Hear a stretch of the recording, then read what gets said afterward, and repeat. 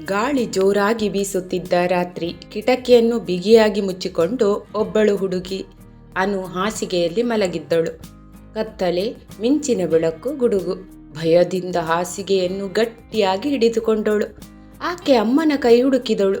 ಆದರೆ ಇಂದು ಅಮ್ಮ ಮನೆಯಲ್ಲಿಲ್ಲ. ಅಮ್ಮ ಹತ್ತಿರದ ಊರಿಗೆ ಕೆಲಸಕ್ಕೆ ಹೋಗಿದ್ದಳು. ಹಿಂದೆ ಇದೇ ಭಯ ಬಂದಾಗ ಅಮ್ಮ ತಲೆಯ ಮೇಲೆ ಕೈ ಇಟ್ಟು ನಾನು ಇದ್ದೀನಿ, ಏನೂ ಆಗೋಲ್ಲ ಎಂದು ಹೇಳುತ್ತಿದ್ದಳು. ಅನು ಕಣ್ಣೀರು ಹಾಕಿದಳು. ಅಮ್ಮ, ಒಂದು ಸಲ ನಿನ್ನ ಕೈ ಹಿಡ್ಕೊಳ್ಳೋಕ್ಕೆ ಆಗಲಿಲ್ವಾ ಎಂದು ಮೌನವಾಗಿ ಕೇಳಿಕೊಂಡಳು.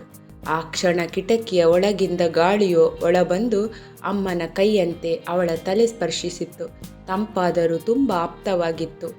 ಅನು ಭಯ ಮರೆತು ನಗುತ್ತಿದ್ದಳು. ಕಣ್ಣು ಮುಚ್ಚಿ ಹೃದಯಕ್ಕೆ ಹೇಳಿಕೊಂಡಳು, ಅಮ್ಮ ಇರೋದು ಕೈಯಲ್ಲಿ ಅಷ್ಟೇ ಅಲ್ಲ, ಆಕೆ ಇರುವುದು ಮನದೊಳಗಿದ್ದಾಳೆ.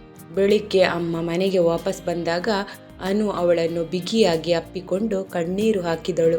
ಅಮ್ಮ, ಗಾಳಿ ನಿನ್ನೆ ಬಂದಿತ್ತು. ಅಮ್ಮ ಮಂದಹಾಸಿಸಿ ಅವಳ ತಲೆಯ ಮೇಲೆ ಕೈ ಇಟ್ಟು ಹೇಳಿದಳು, ನಿನ್ನ ಭಯ ಹೋಗಿಸ್ಲಿಕ್ಕೆ ನಾನು ಯಾವಾಗಲೂ ಬರಬೇಕಿಂತಿಲ್ಲ ಕಣೆ. ನಿನ್ನೊಳಗೆ ನಾನು ಸದಾ